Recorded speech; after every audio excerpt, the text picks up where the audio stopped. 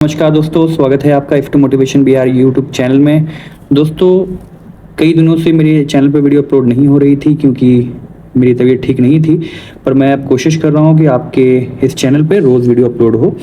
तो बात करते हैं दोस्तों कि नीतीश कुमार जी द्वारा जो भी बिहार महिला रोजगार योजना के तहत बिहार की महिलाओं को 2 लाख रुपए तक की अतिरिक्त धनराशि देने की जो बात की जा रही थी, तो क्या वो धनराशि जो है अब औरतों को मिलेगी कि नहीं मिलेगी? क्योंकि आए दिन जो 17 अक्टूबर 2025 को चौथा चरण का जो भी हुआ है, तो उसमें महिलाओं को, बहुत सी महिलाओं को धनराशि दी गई है, बहुत सी महिलाओं को धनराशि नहीं दी गई है।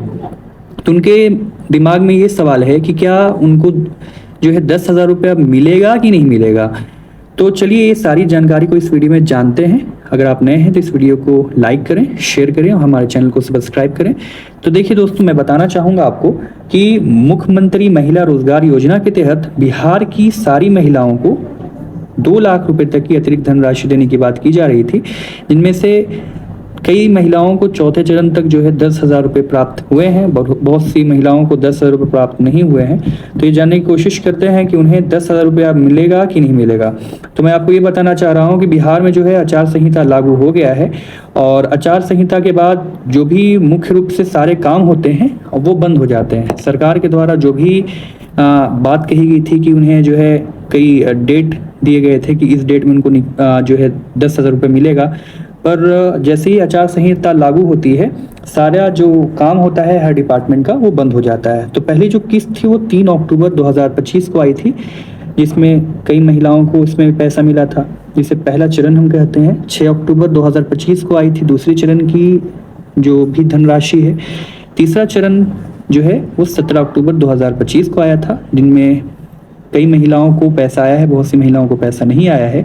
तो उनका यही सवाल है कि क्या उनको जो है पैसा दिया जाएगा कि नहीं दिया जाएगा। मेरे अनुसार, मेरे मत के अनुसार, आपको मैं जो भी जानकारी देता हूँ वो कई डिफरेंट सोशल मीडिया प्लेटफॉर्म से इकट्ठा कर डेटा देता हूँ।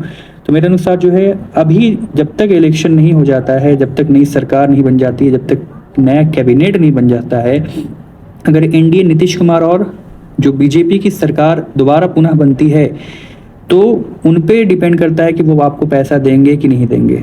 अगर किसी कारणवश किसी और की सरकार बनती है तो उनकी मर्जी पे डिपेंड करता है, निर्भर करता है कि आपको पैसा दिया भी जा सकता है या इस योजना को बंद भी किया जा सकता है।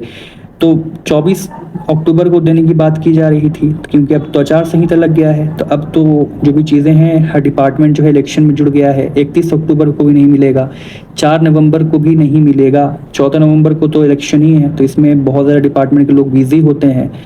तो 21 नवंबर की अगर हम बात करें तो 21 नवंबर को मिलेगा कि नहीं मिलेगा। तो ये पूरी तरह से अगर 21 नवंबर तक एनडीए की सरकार बन जाती है तो वो विचार करेंगे कि इनको देना है कि नहीं देना है। तो मेरे अनुसार, अगर मैं आपको एक शुभचिंतक के रूप में कहूँ, तो इसमें आप पूरी तरह उतना आप उम्मीद मत लगाएं, क्योंकि सरकार की मंशा होती है कि जो भी नागरिक होते हैं उनको इलेक्शन के टाइम उन्हें अपनी तरफ रुझाना है, और जिनको पैसा मिलना था उनको मिल गया।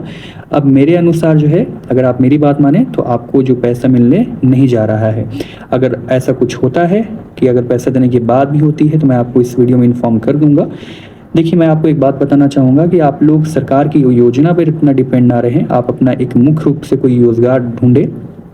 सबसे पहले 2 चीज़ होती है, पहला होता है एजुकेशन, अपनी शिक्षा आप अच्छी ग्रहण करें, अच्छे से आप पढ़ाई लिखाई करें, और दूसरी चीज़ होती है कि आप किसी रोज़गार को ढूंढकर आप रोज़गार करें, क्योंकि जो रोज़गार होता है वो आपके जीवन यापन के लिए बहुत ज़रूरी होता है। सरकार आपको उतना कुछ नहीं दे सकती जितना आप अपने रोज़गार से प्राप्त कर सकते हैं। तो आप कोशिश करें कि एजुकेशन पे आप ध्यान दें अपनी, और सरकार से आप रोज़गार लें, और कोई अच्छी नौकरी या कोई व्यवसाय पर आप ध्यान दें, क्योंकि सरकार की ये पॉलिसीज़ होती हैं कि किसी न किसी तरह इलेक्शन में जो भी नागरिक हैं उन्हें अपने तरफ आकर्षित किया जाए, और जिनको भी अगर मिलना था उनको मिल गया है। पर जब तक इलेक्शन बिहार में है तब तक आप अपनी उम्मीद को कम ही रखें, क्योंकि इलेक्शन में सारी चीज़ें जो है वो बंद हो जाती है, आचार संहिता लग जाता है।